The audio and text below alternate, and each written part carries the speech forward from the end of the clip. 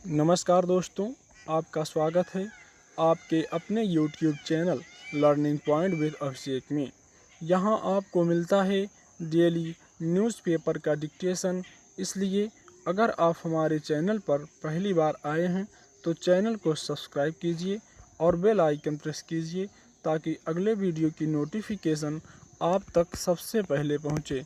Video को like कीजिए, अपने दोस्तों को शेयर कीजिए और अंत में हमें कमेंट करके ज़रूर बताइए कि आपको ये डिक्टेशन कैसा लगा।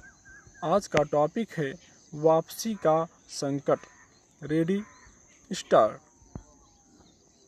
खास परिस्थितियों में नियमों को बनाते और उनमें संशोधन करते समय व्यावहारिक पक्षों की अनदेखी, दूरदर्शिता का अभाव और पेचीदगियां कई बार किस तरह से लोगों को गंभीर संकट में डाल देती हैं। इसका उदाहरण इन दिनों अमेरिका में फंसे भारतीय हैं। बड़ी संख्या में ऐसे भारतीय नागरिक हैं जो H-1B वीज़ा पर अमेरिका में नौकरी कर रहे थे, लेकिन पिछले 2 महीने में कोरोना संकट के कारण इनकी नौकरी चली गई। अब इनके सामने घर लौटने की मजबूरी है। इसके अलावा कोई चारा नहीं बचा है। ऐसे भारतीयों के समक्ष अब गंभीर संकट यह खड़ा हो गया है कि उन्हें तो भारत सरकार ने लौटने की अनुमति दे दी है, पर उनके बच्चों को भारत इसलिए नहीं आने दिया जा रहा क्योंकि वे अमेरिका में जन्मे हैं, इसलिए वहीं के नागरिक हैं। इस अव्यावहारिक संशोधन ने बड़ी संख्या में लोगों को भारी परेशानी में डाल दिया है। इसमें कोई दो राय नहीं कि यह संकट सरकारों का ही खड़ा किया हुआ है।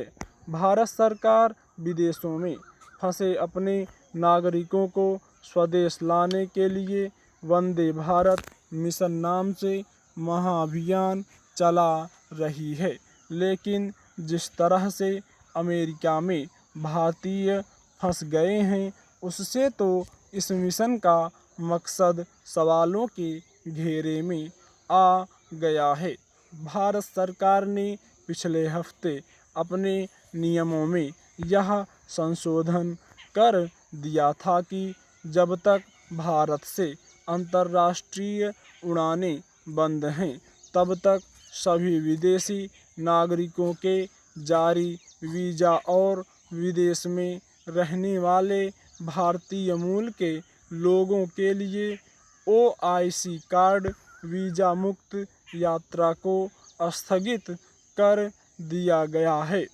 यही वह पेच है जिसमें H-1B वीज़ा धारक तो टिकट लेकर भारत लौटने के लिए हवाई जहाज़ में चढ़ सकते हैं, लेकिन उन्हें अपने बच्चों को वहीं छोड़ना होगा, सिर्फ इसलिए कि वे अमेरिका में पैदा हुए हैं।